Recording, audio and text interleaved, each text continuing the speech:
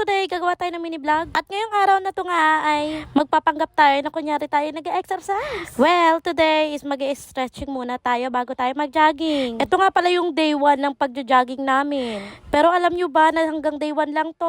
Hoy, ate ko, dapat mo sundan yan. Tignan mga babaeng mapagpanggap na para bang totoong na susundan yung pag-jogging yan kinabukasan. Ay hindi, dapat once a week lang tayo mag-jogging. Hoy, alata namang talagang tamad yung mga taong ito. Well, syempre bago tayo mag-jogging, dapat mag-stretching muna tayo. Pero naawa ko dyan sa kapatid ko kasi wala siyang earphone. At itaas-taas na nga natin ang mga paa natin dyan. Well, syempre bago tayo mag-jogging, dapat meron tayong stretching dyan mga ate ko. Hindi pwedeng tatakbo na lang tayo agad, hoy. First day pa nga lang ng pag-jogging, itatakbo ka agad. So ito na nga, dapat galawin natin yung mga hita, paa, at syempre mga baywang natin. Dahil alam ko naman talaga na masasakit ang mga singit-singitan ng ating mga katawan pagkatapos ng ginagawa natin ito. At syempre dapat panindigan mo yan, hindi lang dapat isang araw yan. Dapat sa susunod na linggo, dapat meron din yan ha. Kasi hanggang day 1 ka na lang talaga ate ko. So tama na nga to talaga, mag-umpisa na tayo. Ay syempre dapat ito muna daw ang bibidyohan. Bakit naman hindi ito bibidyohan? Tignan mo naman ang outfit ng ate mo.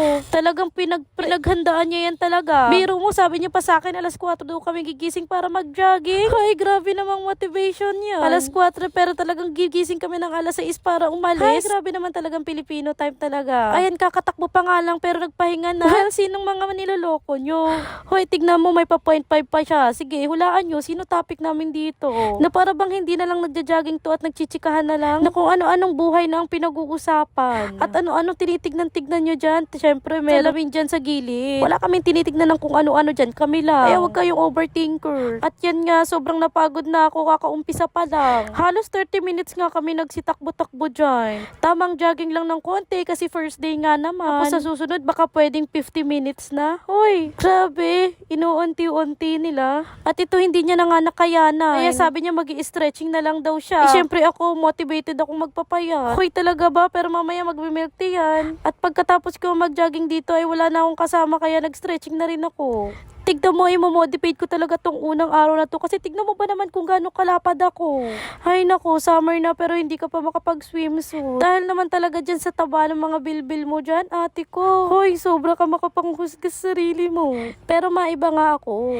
Kaya nga talaga pursigido si ate mo gumising na maaga para mag-exercise. At mga introvert pa nga yan sila. Dahil nung una, hiyang-hiya pa sila mag-stretching. Dahil sa sobrang daming tao nag-exercise. Ay nako, dead ma. Talagang pakapala na lang ng mukha ito.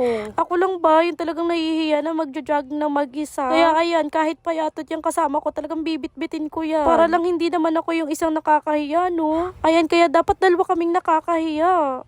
At ito nga, hindi niya na napigilang umupo dahil talagang pagod na siya. Pero saglit lang yan. Dahil gusto daw talaga niyan tumaba yung kanyang puwit. At talagang nag-squat-squat nga naman talaga siya. At yun nga ang advice ko sa kanya. Kung gusto talaga niyang patambukin yung kanyang puwit, talagang dapat mag-squat-squat siya. Well, tinanong niya ako bakit ano ba daw reason kung bakit ako nagja-jogging. Ay, syempre ate, 2026 na pero mataba ka pa rin. Kaya ito, talaga nagbago na ang isip ko. Talagang motivated na magpapayat si ate mo. Pero aminin, ang hirap iwasan ng soft drinks. Lalo na yung milk tea. Hay nako, grabe naman talagang topic na to. Pero hanggat kaya iiwasan niya. Syempre baka ma-wasted lang naman yung pagpapawis mo at paghihirap mo niya sa pagtakbo-takbo. So bali naka 40 minutes nga kami dito sa pag-i-stretching at pagja-jogging. Kaya sabi ko dahil first day naman namin ito, dapat unti-unti lang, wag namin i-push. Kasi baka mamaya hindi na pumayat, dumiretso na. Dumiretso na hindi payat dahil patay na siya. Kaya sabi ko tama na to at mag-i-squat na lang ako, tapos pagtapos nito tara na. At pagtapos ko mag-squat dito ay talaga naman nag-pose